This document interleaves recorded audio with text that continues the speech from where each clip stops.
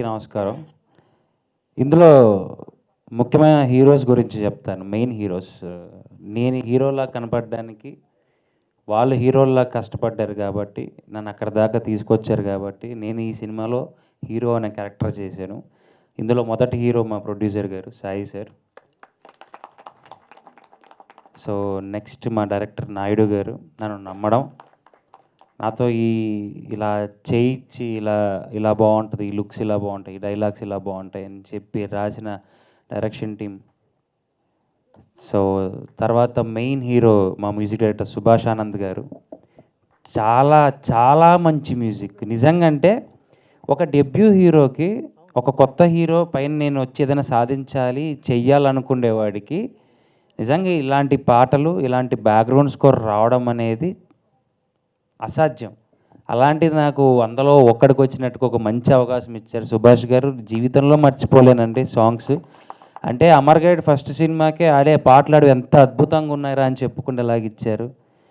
అది and lyricist మీరు sir. ఎక్కడే సాంగ్ కానీ ప్రతి ఒక్కటి నేను ఏదో డల్గా మాడుతున్నాను అనుకుంటున్నారేమో, అది కాదు. నాకు అర్థం కాలేదు. రివ్యూస్ అని చూసిన తర్వాత నేను రాగానే ఫస్ట్ ప్రొడ్యూసర్ అని అడిగాను, సార్ ఎంత ఓకే కదా, అంతా బాగుంది, నీ గురించి బాగుంది, సినిమా గురించి బాగుంది. మెయిన్ థింగ్ నాకు నచ్చింది సినిమా గురించి బాగుందని చెప్పారు. నాకు అక్కడ బాగా నచ్చింది. I'm so happy. తర్వాత ఆకెళ్ళ గారు, మహేష్ విట్ట, టేస్టీ తేజ, మా నానమ్మ, మా బామ్మ, ఈ క్యారెక్టర్స్ అందరూ. దాని తర్వాత సుమతి యాజ్ శైలి. వీళ్ళందరి తర్వాత నేను ఇంపార్టెంట్ అండి సినిమాకి. వీళ్ళందరూ పిల్లర్స్గా ఉన్నారు కాబట్టే నేను కనిపించాను. So last but not least అంటారు కదా, సో అలాగా లాస్ట్ హీరో నేను. కనిపించే ఈ హీరోస్ ముందు వాళ్ళు ఉన్నారు కాబట్టి ఈరోజు సుమతి శతకం మీ ముందుకు వచ్చింది. నేను కూడా అంత కష్టపడి చేయడానికి నాకు ప్రోత్సాహం ఇచ్చారు. ప్రతి సీన్లోనూ, ప్రతి దాంట్లోనూ ఇంప్రవైజేషన్ అన్న ఏదైనా సరే, ఏది వద్దం లేదు. టేస్టీ తేజ గారికి నాకు మధ్య కాంబినేషన్ కానీ, మహేష్ కానీ చాలా బాగా చేశాం. మా నాన్నమ్మ కూడా ఆల్మోస్ట్ ఆన్ స్పాట్లోనే మేము వేసేసుకున్నాం చాలా వరకు డైలాగులు. కానీ వీళ్ళందరూ నన్ను పుష్ చేశారు కాబట్టి నేను సినిమాలో ఇంత బాగా చేయగలిగాను. నాకు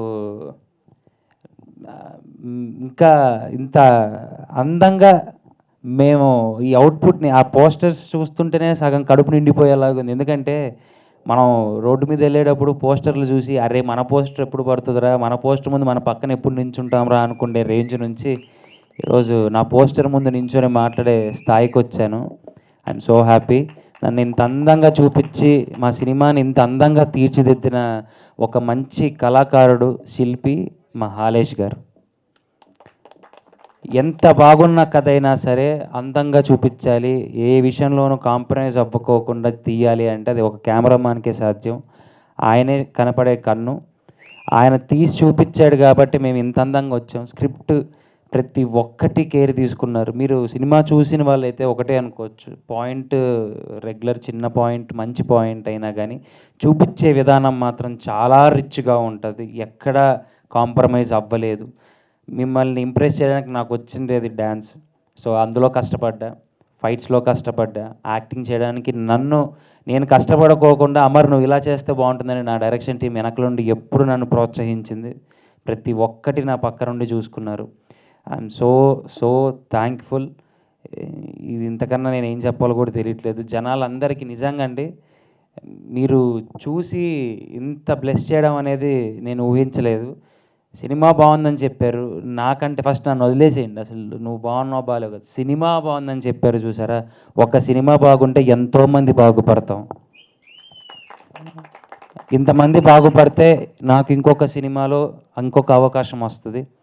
ఏదైనా ఒకటే నాకు తెలిసిండేది, నా సినిమాకి నేను కష్టపడి పని చేసుకోవడం. ఎందుకంటే నాకు తెలిసిందల్లా, మా నాన్నగారు నాకు చెప్పిందల్లా, దేవుడి దగ్గర నేర్చుకుందల్లా కష్టే ఫలి.